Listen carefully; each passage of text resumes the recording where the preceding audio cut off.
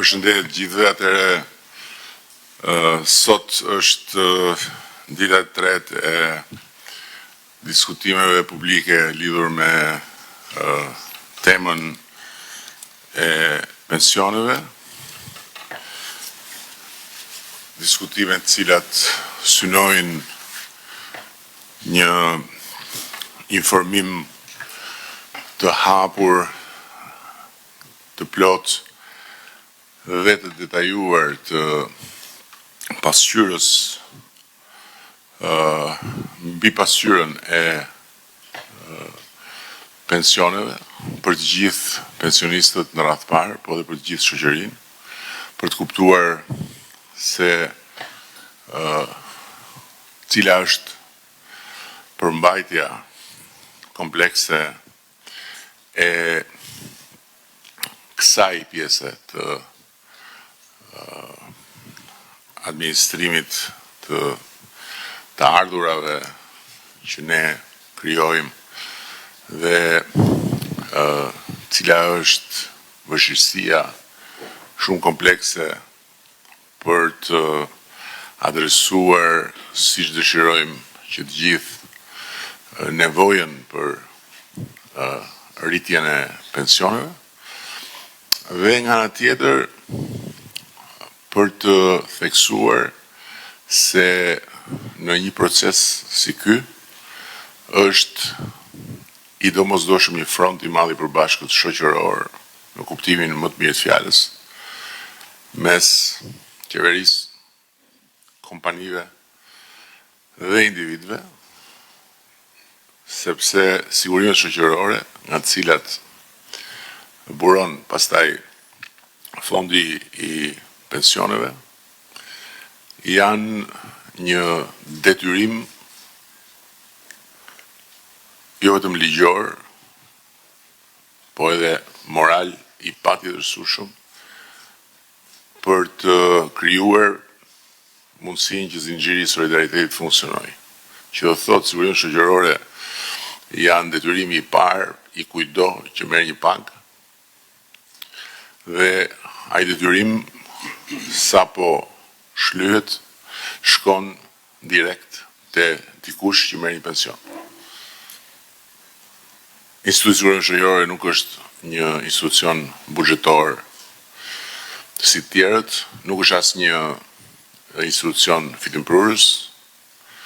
Instituti i Sigurimeve Shoqërore është një institucion që garanton transferimin e fondeve nga atë përfituesit e të ardhurave nga puna në sektorin publik ose privat, që kanë detyrimin të paguajnë sigurinë shoqërore tek përfituesit e pensioneve. Sot do të fokusohemi pikërisht në këtë pikë tek informaliteti i pagave si një armik i pensioneve dhe i pensionistëve. Dhe po e kaloj fjalën me njëherë ministrit të ekonomisë e pastaj me radhë të pranishmëve këtu. Mirë ditë të gjithëve. Duke qenë se jemi shumë në panel, do mundohem të jem shumë shkurt me ndërhyrjen time. Jemi këtu për shqetësimin madhor që ka lidhje me të gjithë aspektet e zhvillimit dhe të rritjes ekonomike dhe të mirëqenies për të gjithë, që është informaliteti dhe puna e padeklaruar, që është me një rëndësi të jashtëzakonshme që të garantojmë që çdo punëdhënës të ndërgjegjësohet të paguajë kontributet dhe t'i jap atë që i takon çdo punëmarrësi, aq sa që janë dakurcuar për aq sa është puna ligjërisht. Por të dhënat tona, dhe këtu flas për Inspektoratin e Punës që është nën Mekin, vërtetojnë se dhe që realizon mesatarisht rreth 10.000 inspektime në vit, vërteton se kemi gjetur 63% subjekteve që kanë rezultuar në shkelje me elementet e informalitetit gri, si që janë mos deklarimi pagës, mungesa e kontratës, mos kalimi i pagës në sistemi bankar, për llogaritje e pasaktë e pagës apo e turneve, sidomos turnet e dyta e të treta për punonjësit. Punëmarrësit e informal të identifikuar gjatë proceseve inspektuese rezultojnë në rritje madje, krahasuar me të njëjtën periudhë të një viti më parë në masë 29%. Duhet ndalemi pak te kjo. Kemi një rritje të jashtëzakonshme të volumit tregtar, kemi një rritje të jashtëzakonshme ekonomike në vend, kemi një rritje të turizmit, kemi një rritje në përgjithësi të aktiviteteve, kështu që normal që ka një tentativë në rritje për t'ju shmangur, pra për të përfituar në mënyrë të padrejtë nga mundësitë që jep tregu, i cili është në zhvillim e sipër dhe i cili ofron më shumë mundësi edhe për bizneset. Prandaj kemi edhe një rritje, me sa kuptohet, të tillë. Janë 1984 punëmarrës informal të futur në skemën e pagës formale gjatë procesit inspektues vetëm nëpërmjet masave të marra nga ky inspektoriat. Dhe vetëm kjo ndërhyrje e inspektoriatit ka bërë që të futen në arkën e sigurimeve shoqërore rreth 3 milionë euro vetëm për kaq sa unë përmendë. Tashmë jemi në një epokë të re të inteligjencës artificiale, të inovacionit, të nevojës së shteteve për të përshpejtuar gjithë ekzekutivin dhe gjithë monitorimin, kontrollin dhe masat për lishmërinë. Ndaj, më vjen mirë të them dhe të ndaj me ju që sistemet inovatore po bëjnë diferencën edhe në Shqipëri. Jemi në një fazë të pilotimit në Shqipëri me financimin e Bashkimit Evropian dhe me implementimin e ILO-s dhe RCC-s të një sistemi inovator i cili është live prej janarit këtij viti dhe i cili bën mundur që të na japi të dhëna të cilat janë të përpunuara përmes një algoritmi të ri dhe përmes një moduli të ri, përmes një platforme që mundson sistemin për cilin sot ju flasim, unë nuk e kam tu drejtorin e inspektoratit sepse është pikërisht në takimin e Budvës për ESHAP 3, ku Shqipëria është zgjedhur si vendi për të pilotuar pra këtë sistem për analizën e riskut, që është një sistem avangard i automatizuar i cili bazohet në inteligjencën artificiale që nga data mining e deri tek machine learning dhe që sjell live të dhëna të kryqëzuara me një rezultat shumë më të shpejtë dhe shumë më efektiv sa i takon pra monitorimit, sa i takon inspektimit. Kjo na jep besim që do të kemi shumë shpejt teknologji dhe sisteme dhe platforma me cilat ne do të ndërveprojmë me gjitha trupat dhe organet e tjera ligjzbatuese, për cilat do flasim më pas, dhe do të kemi një qasje krejt tjetër proaktive dhe shumë herë më efektive ndaj këtij fenomeni. Unë nuk do të zgjatem më tej, ju përshkrova shumë shkurt diçka nga puna me inspektimin. Gjithashtu kolege ime, ministra Ibrahime, mund ta theksoj përpjekjen që ne po bëjmë edhe për reformën e duhur në fushën e inspektimeve, e cila do na ndihmojë që ne këtë analizë me bazë risku ta kemi të ndërvepruar me shumë sektorë të tjerë, në mënyrë që ne të kemi edhe një inspektim i cili të jetë jo i lodhshëm, jo abuziv në kuptimin e ndërhyrjeve me shumë inspektor, jo një inspektim muskush në teren, por një inspektim i cili muskujt i ka në zyra dhe i ka në sisteme dhe në kompjuter, ndërsa në teren ka masa dhe rezultatet konkrete. Faleminderit. Mirëmëngjes të gjithëve. Është kënaqësi që jam sot në ditën e tretë të komunikimit publik për një çështje e cila ka rëndësi maksimale dhe vëmendje maksimale nga një pjesë e mirë anëtarëve të kabinetit qeveritar. Çështja është rishpërndarja e drejtë e përfitimeve nga rritja ekonomike. Do ta quaja kështu që të mos e quaj thjesht një çështje që lidhet me pensione. Do ta nis nga përfitimet që sektori privat ka pasur nga rritja ekonomike. Qeveria shqiptare është angazhuar ndër vite që të përmirësojë klimën e biznesit në disa drejtime, të përmirësojë të bërit biznes në Shqipëri në disa drejtime. Drejtimi i parë është kryesisht krijimi i mekanizmave të rritjes, krijimi i mekanizmave të rritjes së kërkesës, krijimi i një ambienti ku konsumi është rritur, ku kërkesa e brendshme është rritur për shkak të rritjes së të ardhurave të individëve, për shkak të rritjes së konsumit të brendshëm, por edhe të rritjes së kërkesës së jashtme, për shkak të rritjes së turistëve, për shkak të rritjes së eksporteve, pra kërkesës për produktet që ju prodhoni apo shërbimet që ju prodhoni. Nga ana tjetër, qeveria shqiptare është angazhuar për të lehtësuar punën në sektor kyç të zhvillimit ekonomik në drejtim të lehtësirave fiskale që ka ideuar. Ne kemi, siç ju e dini shumë mirë, kemi lehtësira fiskale qoftë në drejtim të tatimit me vlerën e shtuar, qoftë në drejtim të tatimit me fitimin. Dhe në një studim të bërë në vitin 2022, totali i lehtësirave fiskale, pra i parave të munguara në buxhetin e shtetit, vetëm nga përjashtimet tatimore të TVSH-s, të tatim fitimit dhe taksizave, ka qenë 101 miliard lek. Në një kohë kur të ardhurat totale tatimore kanë qenë 390 miliard lek. Pra bëhet fjalë për rreth 1/4 të ardhurave që buxheti i shtetit nuk i arkton, sepse lehtëson biznesin dhe ndihmon biznesin në punën e vet të përditshme.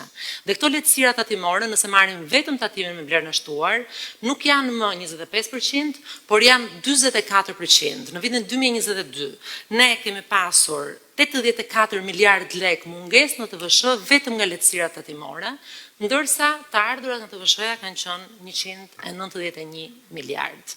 Pra, lehtësimi që ne kemi bërë për bizneset edhe mund të kuantifikohet në këtë rast. Nga ana tjetër, neve kemi lehtësuar procedurat, kemi marrë përsipër që të gjitha shërbimet të kryen online, dhe kjo përkthehet një lehtësim direkt për bizneset, qoftë për kohën e ofrimit të shërbimit, qoftë edhe në parat që ato shpenzonin për të marrë këto shërbime, pasi të gjitha ishin orë pune për punonjësit tuaj, dhe nga ana tjetër dhe në drejtim të reduktimit të informalitetit. E megjithatë, sot nuk jemi këtu për të diskutuar për çfarë qeveria shqiptare ka bërë në këtë drejtim, por jemi për të diskutuar për rishpërndarjen. Jemi për të diskutuar për një temë e cila na prek të gjithëve dhe nuk është vetëm një temë morale, por është dhe një çështje thellësisht ekonomike. Tema e pensioneve, tema e rishpërndarjes së këtyre të ardhurave shtesë që janë në buxhetet e bizneseve tuaja, që janë në buxhetin e shtetit, se si këto mund të rishpërndajmë më mirë, në mënyrë që gjithë popullata të përfitojë. Siç thash, është thellësisht ekonomike tema pensioneve dhe do t'ju shpjegoj shkurtimisht pse është ekonomike. Sepse skema sot e pensioneve është një skemë e cila është e përqendruar dhe është e bazuar tek parimi i solidaritetit. Pra, kontributet dhe sigurimeve sot janë kontributet të cilat shkojnë për pensionet që pensionistët marrin sot. Por duke paguar kontributet të drejta dhe të sakta, nuk garantojmë vetëm stabilitetin sot të skemës pensioneve, por garantojmë që kjo skemë do të vazhdojë të jetë stabil dhe i qëndrueshme dhe në të ardhmen. Sot qeveria shqiptare paguan 450 milion euro për deficitin e skemës së pensioneve.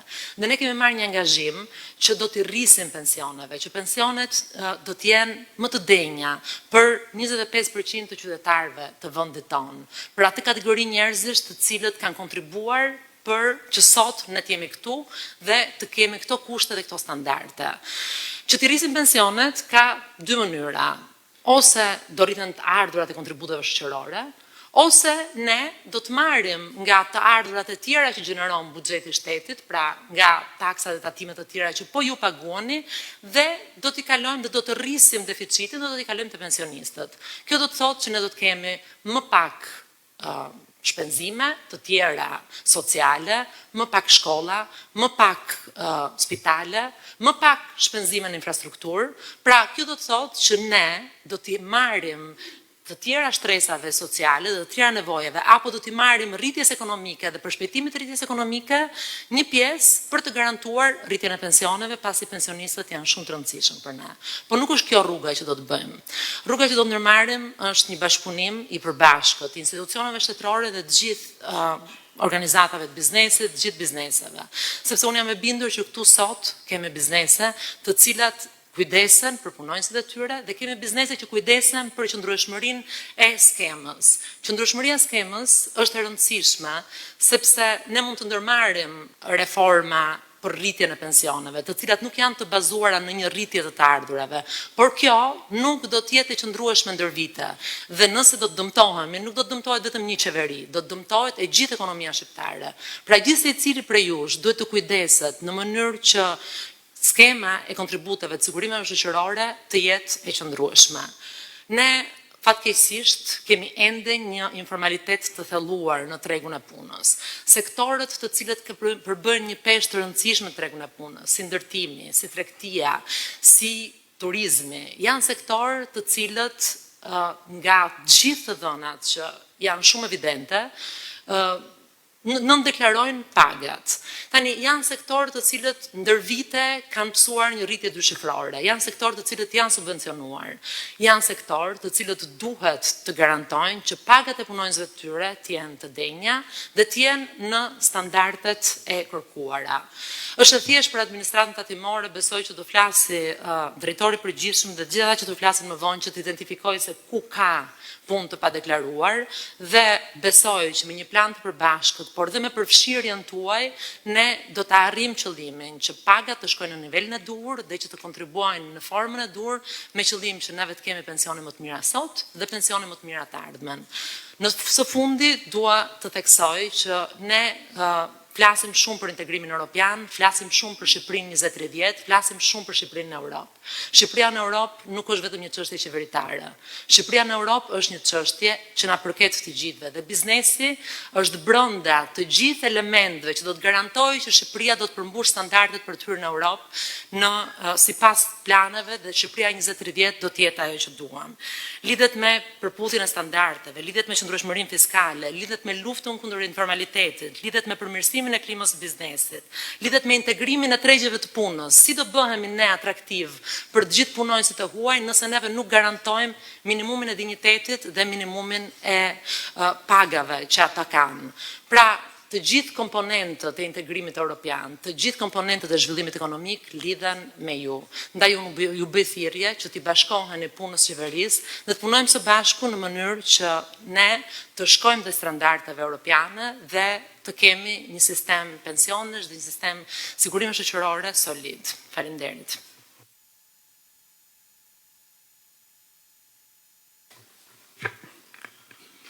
Përshëndetje të gjithëve. Ne sot flasim për të drejtat dhe detyrimet në një shoqëri të lirë. Është e qartë se ato nuk mund të ekzistojnë nëse nuk kemi një sistem ekonomik të formalizuar, ku çdo kush kontribon dhe fiton. Ndaj në këtë aspekt, informaliteti nuk është vetëm fenomen që ul të ardhurat e shtetit, por na dëmton gjithëve. Çdo devijim nga ky rregull, të jemi të qartë, nuk është shkelje, është akt i pastër vjedhjeje dhe të jeni të sigurt se kështu do të trajtohet. Përgjegjësia e personit juridik, po ashtu është një aspekt shumë i rëndësishëm, punësimi paligjshëm, mospagimi i taksave dhe të ardhurave, shpërdorimi i detyrës nga ana e administratorëve, moslëshimi kuponit tatimor, të gjitha janë akte të dënueshme dhe përbëjnë një krim ekonomik. Sektori i krimit ekonomik në polici që nga sot do të intensifikojë të gjitha kontrollet në terren dhe do të ndjek me vendosmëri çdo rast të fshehjes së të ardhurave, mashtrimit me kontributet shoqërore apo shmangjes së detyrimeve fiskale. Do të ketë hetime të thelluara dhe analiza të detajuara financiare për të ndëshkuar ato grupe, kompania o individ që përfitojnë nga informaliteti. E reja është se kjo nuk mund të jetë vetëm një përpjekje administrative, por një luftë ndaj asaj që e klasifikojmë si një krim që prek shoqërinë dhe frenon ritmin e rritjes ekonomike. Policia e shtetit është e vendosur të zbatojë me vendosmëri çdo mas që garanton formalizimin e tregut të punës dhe përmbushjen e plotë të detyrimeve ndaj sigurimeve shoqërore. Kjo është një betejë që nuk ka vend për tolerancë, me gjithë vështirësitë që duhen të beten të tilla, por duhet të ndiqen dhe në terren.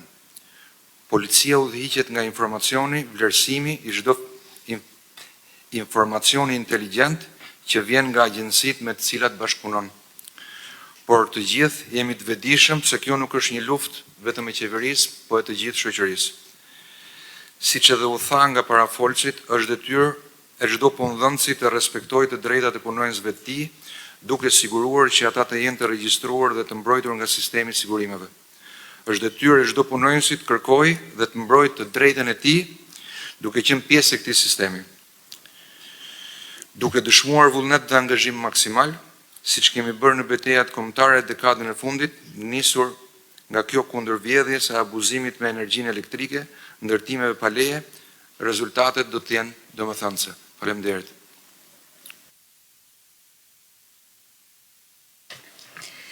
Nderuar Kryeministër, të nderuar ministra dhe pjesëmarrës në këtë takim, në fakt gjatë këtyre ditëve ku është diskutuar në mënyrë intensive, është adresuar dhe një prej sfidave më komplekse dhe një ndikim teje të madh në ekonominë e vendit, informaliteti i cili lidhet dhe me mosdeklarimin e pagave reale. Në fakt, ashtu sikurse është përmendur gjatë këtyre viteve, po dhe sot nga ministrat, ky në fakt është një fenomen i cili prek jo vetëm stabilitetin ekonomik, por dhe jetën e përditshme të qytetarëve, duke patur ndikim të gjerë, por dhe në terma dhe afat gjatë në ekonomi.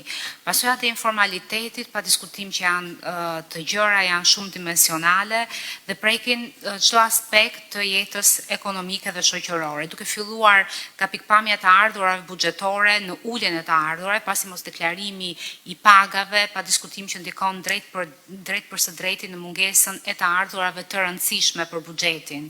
Dobësimi i sistemit të sigurimeve shoqërore, punojësit për të cilët nuk deklarohet paga reale, do të përballen me përfitime apo dhe me të ardhura të ulta në të ardhmen, veçanërisht në momente që do të kenë më shumë nevojë. Apo dhe konkurenca e pandershme në tregun e punës, pasi ky informalitet sigurisht që avantazhon një grup të caktuar biznesesh ndaj atyre të cilët deklarojnë dhe punojnë në mënyrë korrekte. Në përgjigje të kësaj sfide, qeveria shqiptare ka hartuar dhe në fakt është në proces diskutimi të strategjisë afatmesme të ardhurave për vitin 2024-2027, i cili po diskutohet gjithësisht me të gjithë komunitetin e biznesit, pjesë të cilit në fakt është edhe një plan shumë ambicioz, i cili do të kërkojë dhe ka për qëllim të godasi problemin e informalitetit në tërësi, por shumë i rëndësishëm në këtë strategji është edhe informaliteti i cili lidhet me nëndeklarimin e pagave. Sigurisht që kjo strategji ka një sër masash konkrete për të adresuar këto problematika dhe targeton dhe sektor të rëndësishëm ku dhe ky informalitet është më i dukshëm. Një ndër objektivat kryesor të strategjisë është pikërisht që për periudhën afatmesme ne të përfshim më shumë se 40.000 të punësuar të rinj në sistemin e sigurimeve shoqërore dhe sigurisht të rrisim deklarimin për më shumë se 100.000 të punësuar aktual pikërisht për këtë periudhë afatmesme. Në fakt, ky është një hap i rëndësishëm drejt një ekonomie më të gjerë, transparente, të qëndrueshme dhe për të garantuar të ardhurat të qëndrueshme dhe për të garantuar rritje ekonomike dhe më tepër shpërndarjen e rritjes ekonomike në mënyrë të drejtë. Janë një sër masash të cilat janë planifikuar dhe shumë shpejt do të fillojë implementimi i tyre. Në fakt një pjesë ka filluar dhe nga administrata timore, por jo vetëm prej saj, duke filluar që me masat që lidhen me ndërgjegjësimin, me edukimin e qytetarëve, të bizneseve, nëpërmjet fushatave informuese për të theksuar dhe ritheksuar pikërisht rëndësinë e deklarimit, rëndësinë e formalizimit, apo dhe mëtej shoqërimi me fuqizimin e kontrolleve për të goditur ato raste që janë deviante ndaj sjelljeve të tatimpaguese, raste të nëndeklarimeve apo dhe të mos deklarimeve, dhe së fundi është edhe një masë tjetër e rëndësishme që ka të bëjë me zvoglimin e përdorimit të paras kesh në ekonomi. Në fakt në strategji ka një sër masash të cilat do duhet ta orientojnë biznesin, po dhe qytetarët drejt formave të tjera të kryerjes së transaksioneve, siç është ajo nëpërmjet llogarive bankare apo dhe kartave. Në fund do të theksoj se pa përsëritur atë çfarë është thënë nga të gjithë gjatë këtyre ditëve, që lufta ndaj informalitetit, mos deklarimit të pagave nuk është një çështje fiskale apo një çështje teknike.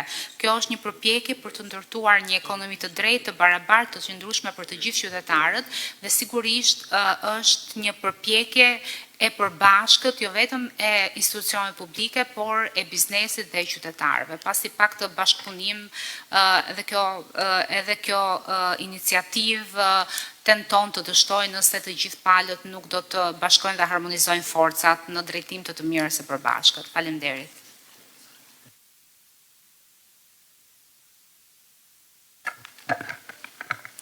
I nderuar kryeministër, të nderuar të pranishëm. Sot jemi mbledhur këtu për të diskutuar dhe adresuar një çështje shumë të rëndësishme që ka pasoja të thella për të gjithë ne, informaliteti i pagave. Ky fenomen i dëmshëm ka qenë i pranishëm për shumë vite dhe ka ardhur koha për të ndërmarrë veprime të forta dhe të vendosura për ta luftuar dhe reduktuar atë. Informaliteti i pagave është një plagë që po e dëmton shoqërinë dhe ekonominë tonë. Ai ka rënduar veçanërisht punëtorët dhe pensionistët duke i privuar ata nga të drejta dhe përfitime që u takojnë. Nga ana tjetër, ky fenomen dëmton konkurrencën e ndershme midis bizneseve. Ata që zgjedhin të respektojnë ligjin dhe të paguajnë drejt punojësit e tyre përballen me kushte të pabarabarta ndaj atyre që operojnë në mënyrë të palishme. Kjo prishje e ekuilibrit është e dëmshme për të gjithë, po sidomos për sipërmarrjet pasi krijon një klimë biznesi të padrejtë. Për më tepër, informaliteti i pagave përbën një humbje të të ardhurave në buxhetin e shtetit. Kjo do thotë se ne po humbasim fonde të rëndësishme që mund të përdoreshin për rritjen e pensioneve apo të investoheshin në shërbime publike si arsimi, shëndetësia, infrastruktura, element kyç për të siguruar miqënien e të gjithë qytetarëve tanë. Prandaj sot jemi këtu për të marrë veprime konkrete dhe të koordinuar për të përballur si duhet me këtë sfidë as pak të lehtë. Puna jonë për këtë qëllim ka nisur të vazhdojë gjatë. Aksioni aktual kundër informalitetit të pagave filloi me dërgimin e një mesazhi të personalizuar në llogaritë filing për të gjithë tatimpaguesit e regjistruar deri në fund të shtatorit 2024. Mesazhi përmbante njoftimin për nismën e qeverisë shqiptare për luftën ndaj informalitetit në tregun e punës, me pasoja tek pensionistët dhe qytetarët, dhe nxitjen për deklarim të saktë deri në 20 tetor 2024. Ky proces ka përfunduar tashmë. Nga analiza paraprake të dhënave nga administrata tatimore përpara dërgimit të letrave të personalizuara, dhe rezultojnë që nga 662.000 vende të deklaruara, duke përjashtuar të vetëpunësorit, pra 10.1% e tyre janë nën pagën minimale dhe 24.9% janë sa paga minimale. Në total janë rreth 231.000 ose 33% e vendeve të punës me paga më të vogla ose sa paga minimale. Pra kemi të bëjmë me një problem shqetësues që kërkon përgjigje. Sektorët ku vihet re ky fenomen janë ato të ndërtimit, tregtisë, transportit dhe shërbimeve turistike. Hapu i dytë është evidentimi i tatimpaguesve mos deklarues dhe njoftimi i tyre nga drejtoritë rajonale për të përmbyllur procesin e deklarimit.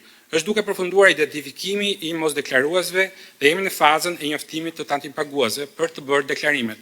Ky proces do të mbyllet brenda datës 20 finalizuar, ku i bëhet me dije fakti që janë në fashën e tatimpaguesve me risk dhe kanë afat reflektimi deri në 20 nëntor 2024, që është data e mbylljes së deklaratës së radhës.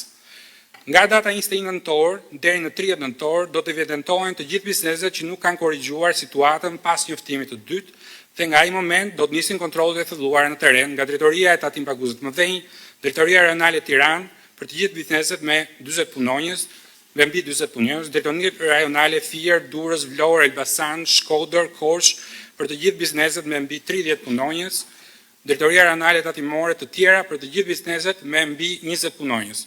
Për fashën në këtë numër punonjësish do të angazhojmë Drejtoritë e Shërbimit për t'i kontaktuar me telefon sipas një mesazhi të përcaktuar më parë.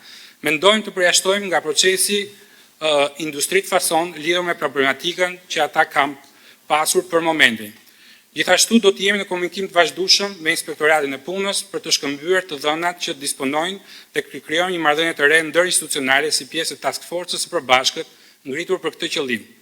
Drejtoritë funksionale të përfshira në këtë plan janë Drejtoria e Menaxhimit të Riskut për vlerësimin e listë pagesave, Drejtoria IT e Akshit për ndihmuar në analizimin e të dhënave, Drejtoria e Kontrollit për ushtruar kontrollin në terren, Drejtoria e Shërbimit për njoftuar tatimpaguesit në lidhje me njoftimet përkatëse, Drejtoria e Informacionit për njoftuar qytetarët për ecurinë e aksionit, Drejtoria e Verifikimit në terren dhe monitorimit për ushtrimin dhe kontrollin në terren, Drejtoria e Hetimit Tatimor e përfaqësuar nga ish prokurori i minjohur, zoti Anton Martini, që do të merret me rastet më flagrante të informalitetit të identifikuar në këtë proces, duke i trajtuar ato në kuadrin e veprës penale.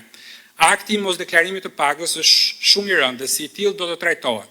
Ne do të përdorim të gjithë forcën që na jep ligji për të çuar përpara drejtësisë, grapitësit e sigurimeve shoqërore dhe pensione. Si përfundim, aksioni kundër informalitetit të pagave ka hyrë në një rrugë të pakthyeshme, por për të arritur qëllimin e përbashkët, kërkohet angazhimi i të gjithëve, institucionet, bizneset dhe qytetarët, të cilët mund të japin kontribut të vlefshëm, duke denoncuar fenomenin e mosdeklarimit real të pagës në kanalet zyrtare të komunikimit të administratës tatimore. Së fundmi, për këtë qëllim ne kemi krijuar një adresë të dedikuar, puna informacione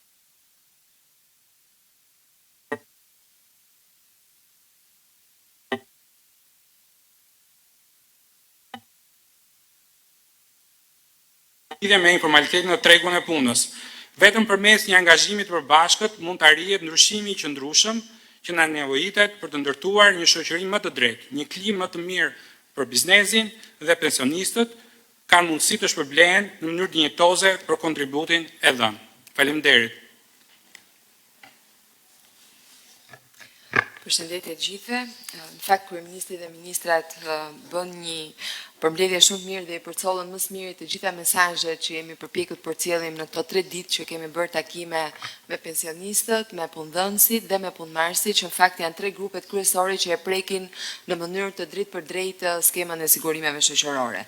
Dhe mesazhi kryesor i këtyre 3 ditëve sigurisht ka qenë që kontributet kundrejt skemës sigurimeve shoqërore janë shumë të rëndësishme. Dhe nëpërmjet një analize dhe një diagnostikimi të gjithë skemës së sigurimeve shoqërore, jemi përpjekur që të shpjegojmë në mënyrë të thjeshtë se si funksionon skema, si furnizohet ajo me të ardhura dhe nga ana tjetër se si përdoren këto të ardhura në formën e shpenzimeve për pagesat e të gjithë pensioneve në Republikën e Shqipërisë.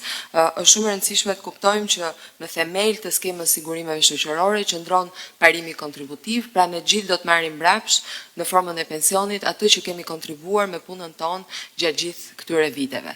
Parimet tjera shumë të rëndësishme të kësaj skemës lidhen me mbulimin universal dhe përmendi kryeministri e përmendi dhe ministra, pra skema e pensioneve është një skemë solidariteti dhe që ofron mbulim universal, por njëkohësisht është edhe një skemë e thënë anglisht pay as you go, pra ajo që paguhet sot shkon po sot për pagesat e sigurimeve shoqërore. Pra mbulimi është i rëndësishëm, mjaftueshmëria është e rëndësishme, qëndrueshmëria fiskale dhe financiare e skemës dhe barazia. Pra të sigurohemi që kjo skemë të jetë sa më e drejtë. Por pa mbledhjen e mjaftueshme të kontributeve, të cilat përbëjnë dhe burimin e të ardhurave për pagesat e këtyre shpenzimeve, realisht është e pamundur që të përmbushen të gjitha parimet e kësaj skeme. Dhe ajo që kemi bërë këto ditë ka qenë pikërisht një analizë detajuar e impaktit të kontributeve dhe rritjes së tyre në 10 vitet e fundit. Pra nëse bëjmë një analizë të skemës nga viti 2013 deri në vitin 2023, kemi një rritje të kontribuesve në skemë me rreth 300.000 ose më saktë 290.000 kontribues. Dhe patjetër që kjo ka dhënë një efekt shumë pozitiv në arkëtimin e të ardhurave, të cilat janë rritur me mbi 2.5 herë nga viti 2013, pra nëse në vitin 2013 arkëtoni vetëm 51.3 miliard lek nga të ardhurat e kontributave kundrejt skemës, në fund vitit 2023 kjo shumë ka arritur në 124 miliard lek dhe në fund të vitit 2024 parashikohet që kjo shumë të shkojë në 132 miliard lek. Të gjitha këto faktor pozitiv kanë ndikuar në ngushtimin e deficitit të skemës, i cili nuk ka qenë ndonjëherë më i ulët se ç'është tani, duke arritur nga 27 miliard lek në vitin 2013 në rreth 18 miliard lek në vitin 2023. Pra, duke zbritur nga 1.93% ndaj PVB-s në 2013 në 0.85% ndaj PVB-s në 2023. Pra, misioni i ndërgjegjësimit të individëve në lidhje me rëndësinë e pagesave të kontributeve të sigurimeve shoqërore është realizuar gjatë këtyre 10 viteve dhe tashmë çështja e informalitetit, pra e mosdeklarimit të pagave apo mosdeklarimit të punonjësve pranë organeve tatimore dhe pranë Institutit të Sigurimeve Shoqërore është një problem tashmë i tejkaluar. Po cili është problemi tjetër me cilin përballemi sot? Problemi kryesor është ai që quhet informaliteti gri. Pra nëse nuk kemi më punonjës që nuk deklarohet, tani kemi punonjës të cilët paguajnë, për të cilët bizneset paguajnë kontributet sigurimeve shoqërore, jo mbi pagën e tyre reale, por mbi një pagë minimale apo mbi një pagë e cila është nën pagën e deklaruar pranë organeve tatimore.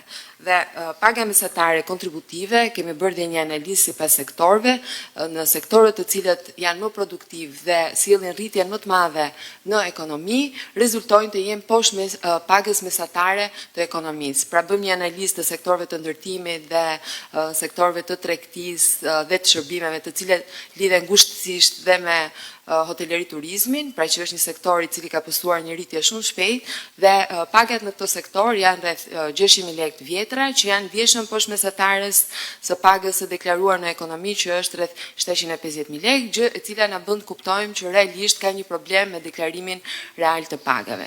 Një problem tjetër i cili duhet adresuar gjithashtu është edhe problemi i mos pagimit të kontributeve të deklaruara nga bizneset, të cilët vijojnë të mbeten debitor ndaj organeve tatimore apo ndaj Institutit të Sigurimeve Shoqërore dhe shpesh na ndodh që qytetarët as nuk janë në dieni që vazhdojnë punojnë, por ndërkohë ata nuk janë të siguruar. Kur paraqiten pranë Institutit të Sigurimeve Shoqërore, ato konstatojnë që kontributet e tyre nuk janë paguar dhe përjedhoj nuk mund të përfitojnë pension apo do të përfitojnë një pension pjesëshëm.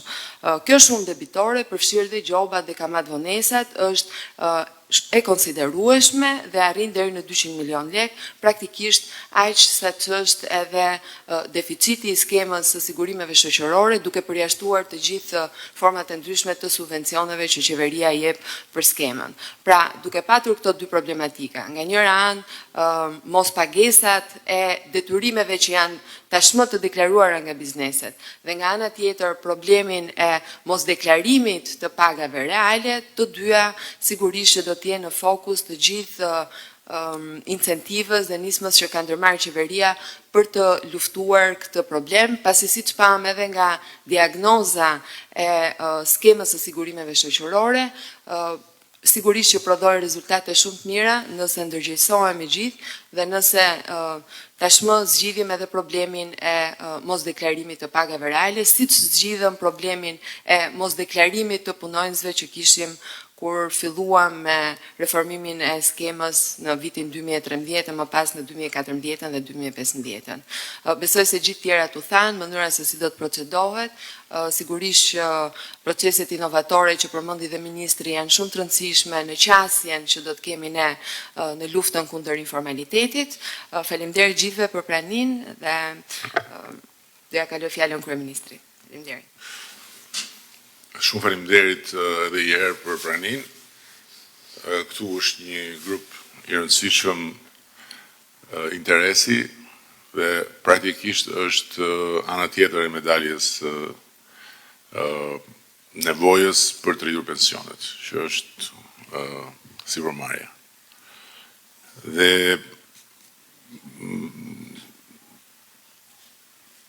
për rastësisht dje unë ndodha në një mjedis shërbimi këtu në Tiranë, edhe e pyeta atë pronarin sa i kishte pagën minimale, 600 euro pagën minimale për sanitaret, edhe 1.120 euro pagën mesatare. Dhe e sjell të shembull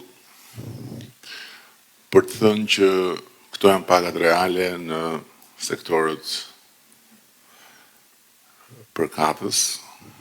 Kjo është paga reale në të gjitha shërbimet e kësaj natyre në Tiranë dhe pak me ullët në për zonat tjera.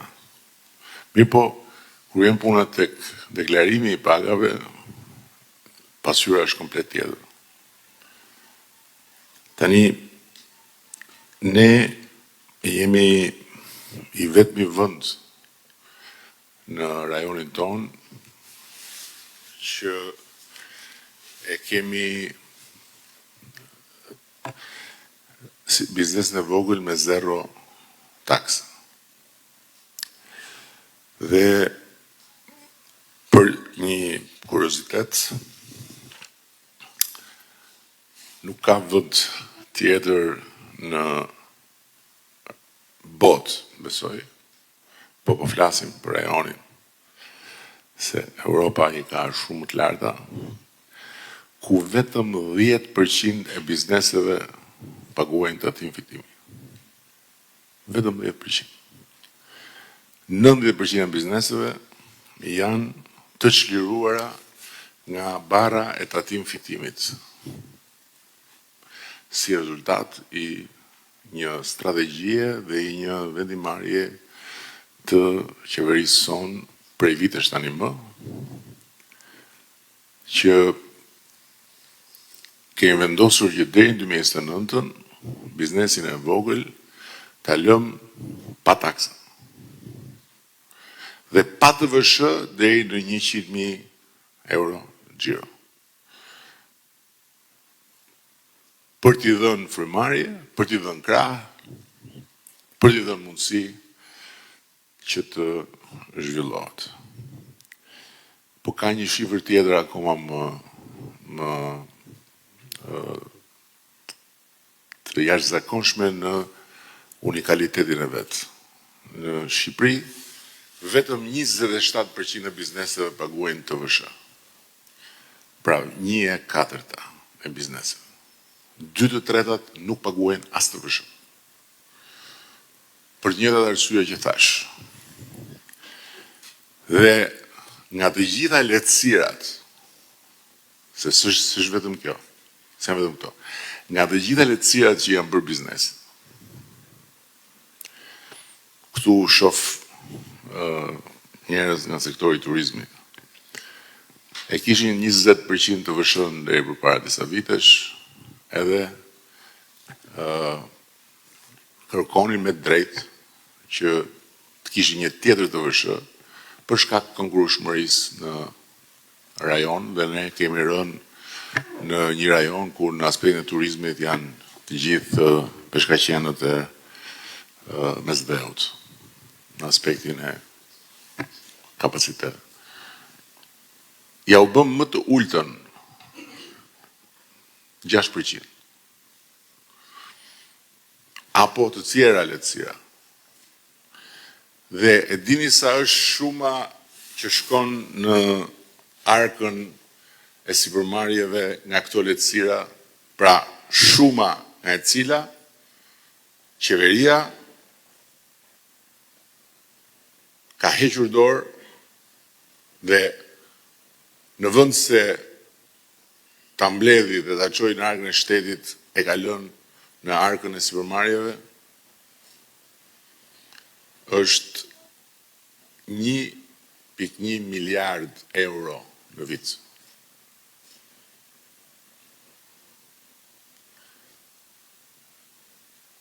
$1.1 miliard euro. Dhe po flasim 1.1 miliard euro në buxhetin e Republikës Shqipërisë. Nuk po flasim në një buxhet ku 1.1 miliard euro mund mos jenë edhe aq shumë të rëndësishme. Tani,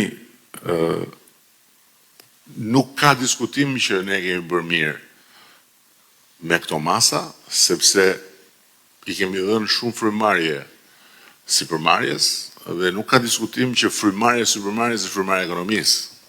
Ekonominë e bën sipërmarrja, nuk e bën qeveria, në kuptimin e krijimit të vendeve të punës, në kuptimin e rritjes volumeve, në kuptimin e rritjes ekonomike në tërësi. Por, problemi është që jemi sot në kushtet kur kemi një tjetër 1/4, që është 1/4 e buxhetit, që shkon për pensionet.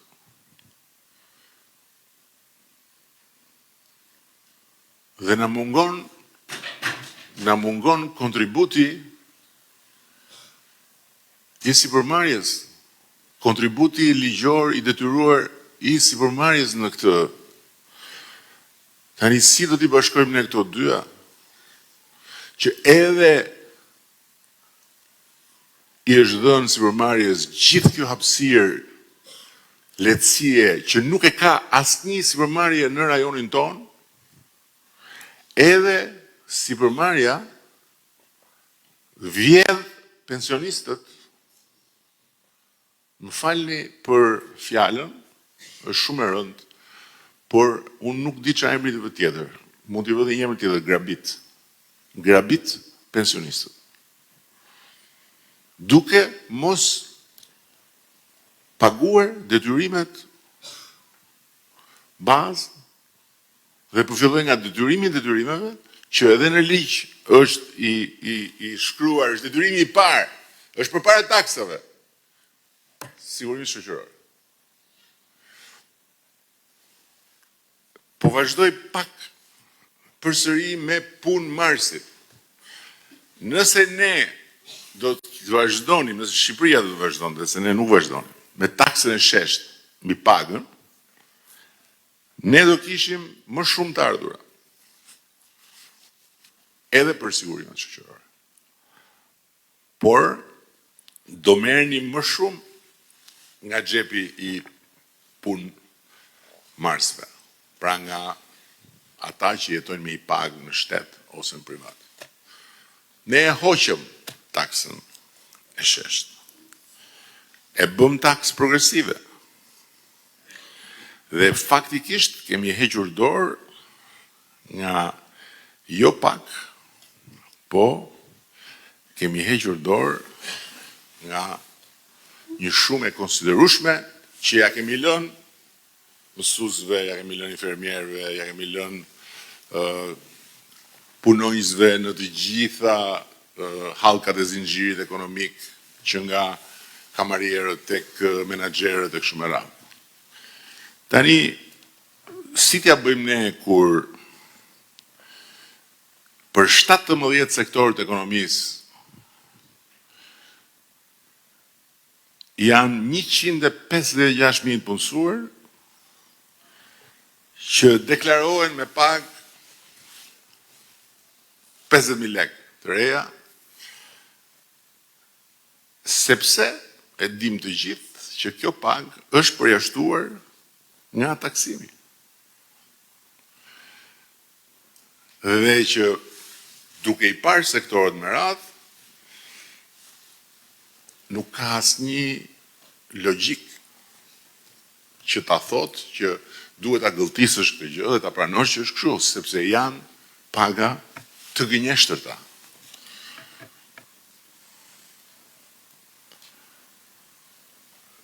Mirë, po nga kjo gënjeshtër dhe nga kjo qasje kriminale ndaj pensionistëve, ne kemi një grop shumë të madhe, të cilën e kompensojmë sot që flasim, duke vendosur gjysmë miliard euro për të plotësuar pensionet, sepse pa këto gjysmë miliard euro, pensionet nuk mund të jepen në nivelin që janë sot. Se është kollaj të flasësh kur s'ke gjëndorë. Është kollaj të premtosh kur e di që s'do kesh gjëndorë. Është kollaj të japësh receta kur s'të ka dhënë kush diplomën për të bërë diagnoza. Por problemi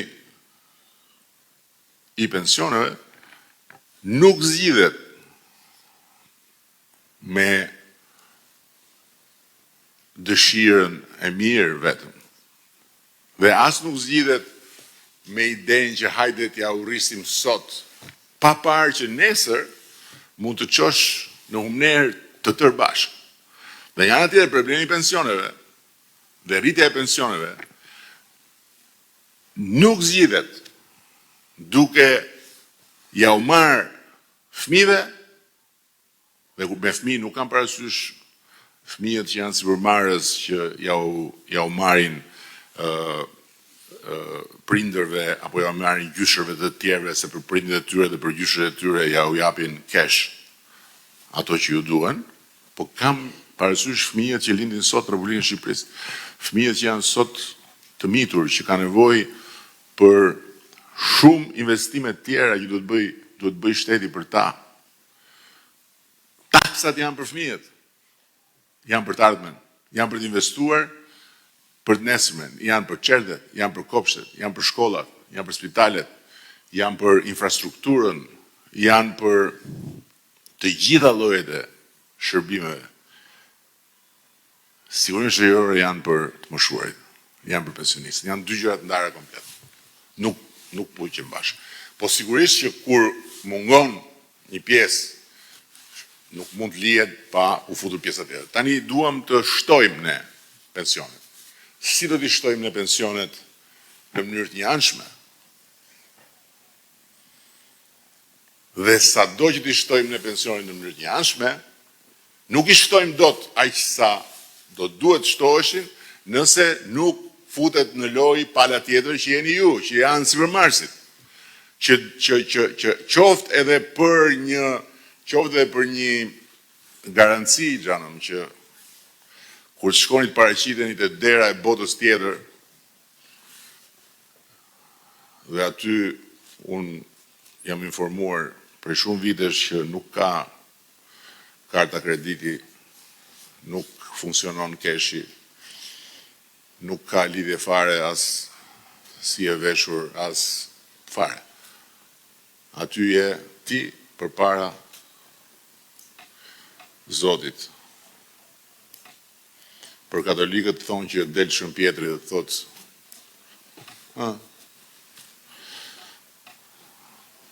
ku do të shkosh? Duhet të shkojmë parajs.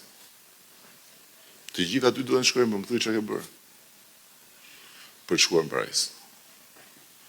Qoftë dhe për këtë takim që duhet ta mbajnë konsiderat dhe ata që i falen Allahut 5 herë në ditë. Unë njoh, kam respekt për sipërmarrës që i falen Allahut 5 herë në ditë, po di që nuk i paguajnë sigurinë shoqërore ashtu siç duhet. Edhe ata do të kenë parasysh këtë moment kur të shkojnë atje. Se ka xhenet, ka dhe xhenem. Qoftë për atë moment, Xhan.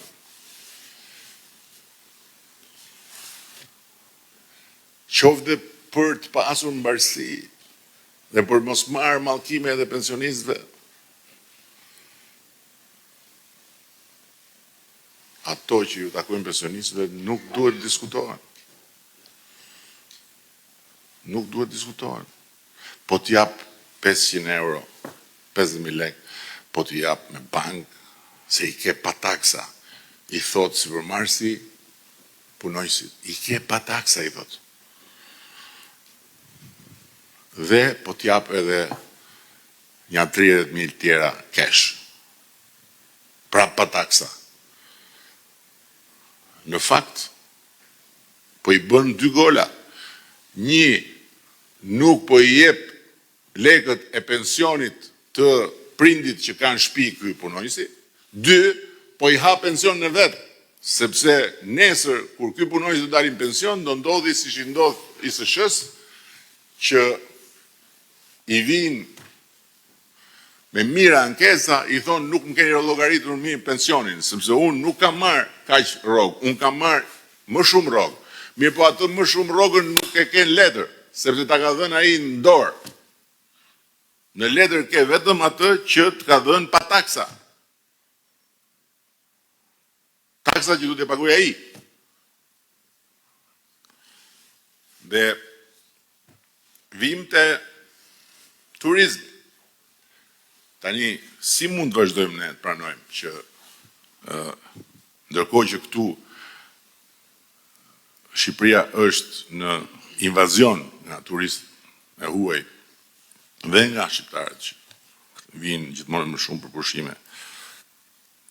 Ne të jemi vendi që figuron me më shumë se gjysmën më pak të akomodimeve në territor për numër se sa të gjitha vendet rreth. Tani mua nuk më figuron që rrugët e Shqipërisë të jenë të mbushura me turistë që flenë jashtë natën. Unë nuk kam parë njerëz të shtrirë në të katër anët, në për plazhe, në për rrugë, në për kodra që flenë jashtë se nuk futen në për krevat. Unë vetë nuk i kam parë. Ku janë këta? Këta nuk figurojnë në deklarimet e hoteleve, këta nuk figurojnë fare dhe këtë e dim ne në deklarimet e këtyre që japin me qira dhomat. Po kjo është temë tjetër dhe këtu nuk i hymë në hak atyre që nuk ja u kemi kërkuar me qëllim akoma, si ja u kemi kërkuar që fillojnë t'i deklarojnë. Prandaj, një gjë duat ta përcjell si mesazh, ne nuk duam të bëjmë një operacion represiv, plotësisht merituar për hir të vërtetës, por ne duam që në radh parë si përmarrje ta marrim mesazhin shumë qartë. Kemi bërë shumë progres, nuk është se kemi filluar sot, sepse po të marrim se ku jemi nisur me informalitetin, me gjysmën e punonjësve që s'deklaroheshin fare, etj. Dhe po të shohim dhe sa e kemi rritur fondin e sigurimit shoqërore, progresi është i konsiderueshëm. Mirë po, Shqipëria ka bërë më shumë progres se sa që është bërë progres në këtë pjesë. Ekonomia është rritur më shumë se sa çfarë figuron si pasqyrë progresi në këtë pjesë. Dhe nga kjo rritje ekonomike po përfitoni ju të parët, siç nuk e kishit menduar ndonjëherë që do përfitonit në Republikën e Shqipërisë. Ju dini shumë mirë. Po përfitojnë ata që janë të punësuar në sektorin publik, ku nuk ka po të jap pa taksa një pjesë rrogës dhe po të jap me taksa pjesën tjetër, duke çuar pagën mesatare në 900 euro në sektorin publik, po përfitojnë pa tjetër edhe të gjitha komunitetet në formën e investimeve që bën shteti, por nuk po përfitojnë pensionistët nga kjo rritje ekonomike. Ky është momenti kritik i gjithë kësaj rritje ekonomike. Të gjithë ata që kontribuojnë në rritjen ekonomike duhet të marrin pjesën e tyre nga rritja ekonomike. Ndërkohë pensionistët janë pensionistë sepse kontributet i kanë dhënë më përpara. Tani për ato kontribute që ata kanë dhënë më përpara duhet marrë atë që u takon. Për këtë arsye, unë mendoj që ky është momenti i faturave të energjisë. Momenti i faturave të energjisë kur gjysma paguante edhe për gjysmën tjetër, ndërsa gjysma tjetër e vidhte ose nuk e paguante energjinë. Ky është momenti kur pensionistëve duhet të shkojë ajo që ju takon. Ne do bëjmë tonën pa diskutim, sepse nuk bëhet fjalë që duhet t'ja u hapim derën dhe pensionistëve për të marrë pjesë në hapësirën e ekonomisë së rritur, por që ne të bëjmë tonën janë dy gjëra. Njëra është që të ndajmë buxhet për pensionistët, më shumë. Tjetra është që të marrim nga ju atë që duhet t'ja japim pensionistëve. Sigurinë shoqërore nuk janë taksa që i paguan ti sot, shkojnë në buxhet, planifikohen, do bëhen projektet, etj. Sigurinë shoqërore janë ti i paguan në fund të muajit shtator, kalojnë tek fondi i pensioneve, në fund të muajit tetor i shkojnë pensionistëve. Kaq. Është vetëm transferim. Çdo firma atje për sigurinë shoqërore është firma që po pensionisti filan Fistegu mund ta marrë pensionin e vet, sepse punojësja filan Fistegu e mori pagën e vet. Automatike. Dhe për këtë arsye drejtoria e tatimeve ju ka çuar të gjitha kompanive një mesazh. Mesazhi duhet kuptuar që ne nuk do të pranojmë më deklarime pagash të cilat nuk i besojmë. Shumë e thjeshtë. Dhe mbi ç'bazë, jo arbitrarisht. Mbi bazën e çfarë thon analizat e tregut. Ndërtuesit që do deklarojnë 60.000 lekë pagë që s'ekziston fare, që nuk ekziston, duhet të kuptojnë që nuk do t'ju pranohet, do t'ju kthehet mbrapsht deklarimi, do t'ju thuhet plotësohet se ke bërë një gabim. Dhe nëse nuk do ta reflektojnë këtë gjë, atëherë do duhet përballen me situata siç u përballen hajdutet e energjisë elektrike. Situata që mund të shkojnë deri në kolaps të kompanisë. Ma besoni këtë gjë. Për çfarë? Për të mos paguar haraqin pensionistëve. Haraqin që e kanë fituar me një jetë të tërë punë, edhe që rrinë dhe torturohen duke parë se si gjithë tjerët këtu përfitojnë nga rritja ekonomike, ndërkohë që ata presin me padurim të mbarojë dita dhe gëllien me ankthën që si do ashtu sot. Kështu që merrni shumë seriozisht të gjithë, jo ju që jeni këtu, po flas me gjithë kompanitë që janë te kjo zonë ku grabiten pensionistët rregullisht, që deklarimi i pagës do të jetë serioz, i vërtet. Dhe jemi dëshmitar gjithë. Dolën pagat atëherë rrugëve për shkak të sistemit digital të hakeruar ku diun, vetëm nga dalje pagash rrugëve pati një rritje të deklarimeve sepse u kuptua që megjithatë ne jemi duke studiuar edhe mundësinë që ta bëjmë si vendet nordike, t'i nxjerrim pagat, t'i detyrojmë nxjerrjen e pagave të gjithëve me ligj. Që njerëzit që të gjithë ta shohin se kush paguan çfarë. Por kjo është arma e fundit. Tjetra është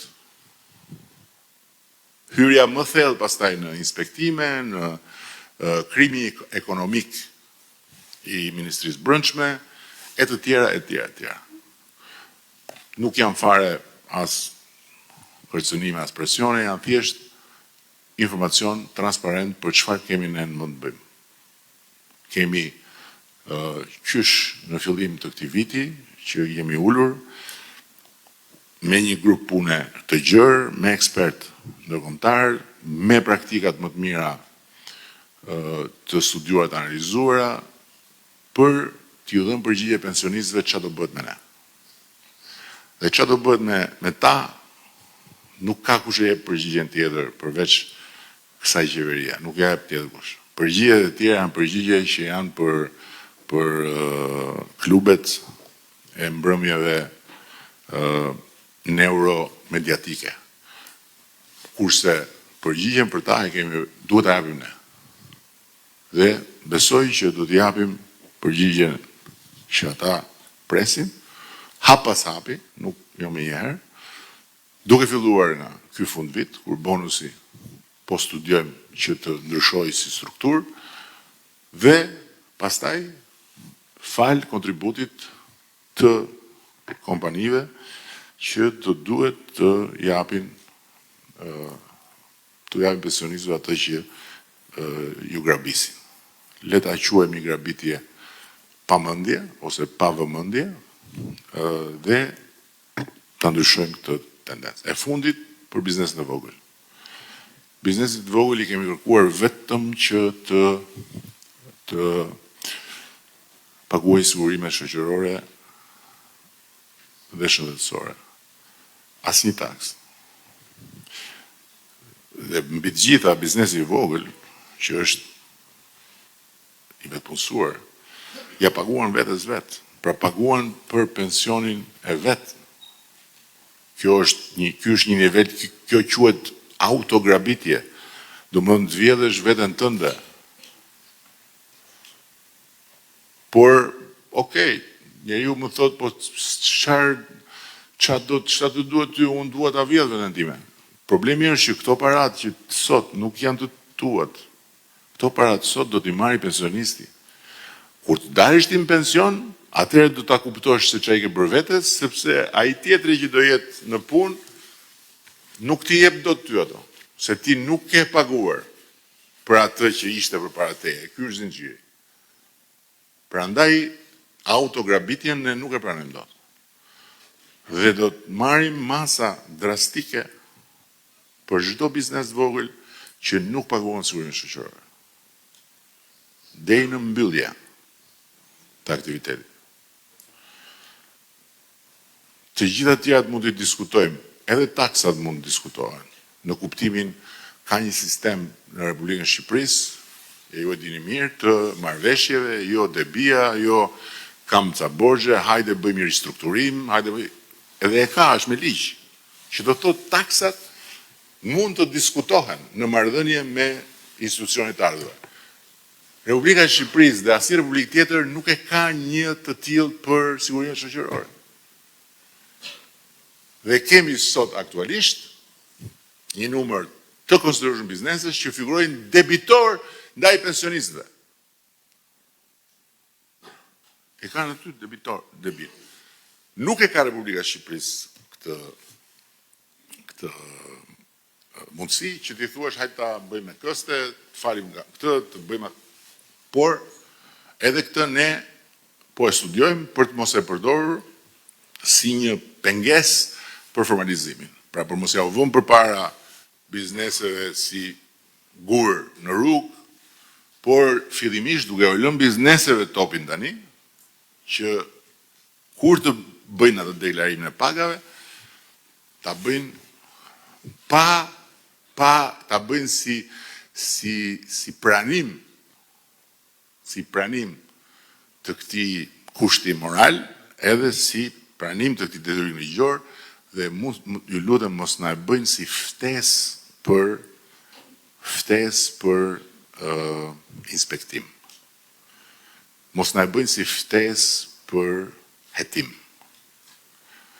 Mos na e bëjnë si sfidë për dënim.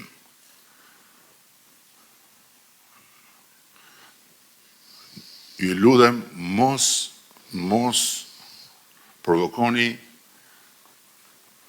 më shtetin me deklarime që janë ofenduese për inteligjencën e njeriut.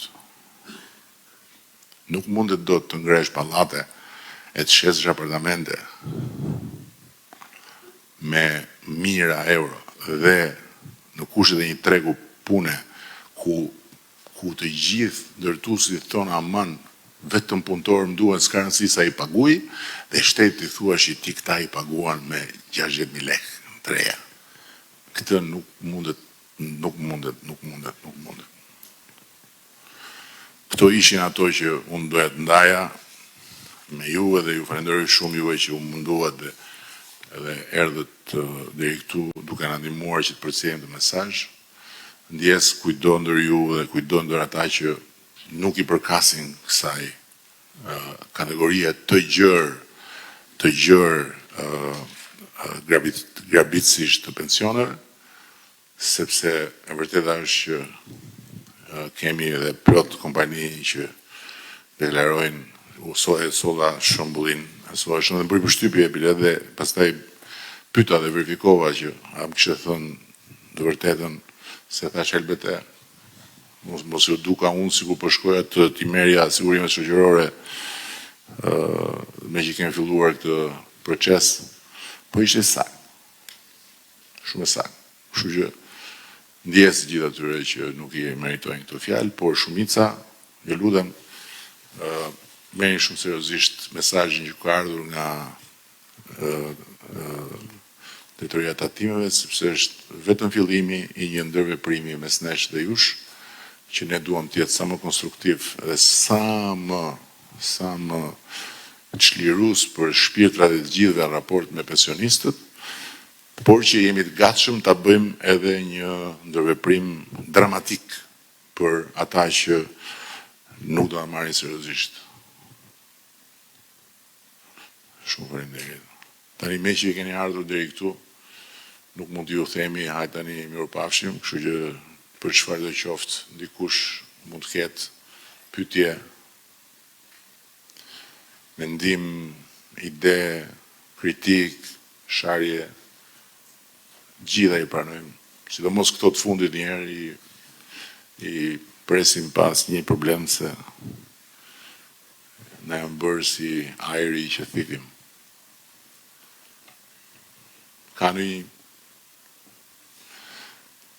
normalisht, unë e kuptoj pse s'ka, sepse fjalimet tona ishin të gjata, edhe ju me zi po prisni t'ikni, tani të vazhdoni punët tuaja, shumë faleminderit, edhe njërë tjetër, edhe për çdo gjë jashtë kësaj teme, në kuptimin që për çdo gjë tjetër, qeverinë e keni në dispozicion, institucionet e keni në dispozicion, për këtë na keni në dispozicion vetëm që t'i paguajmë kokër më kokër sigurinë shoqërore.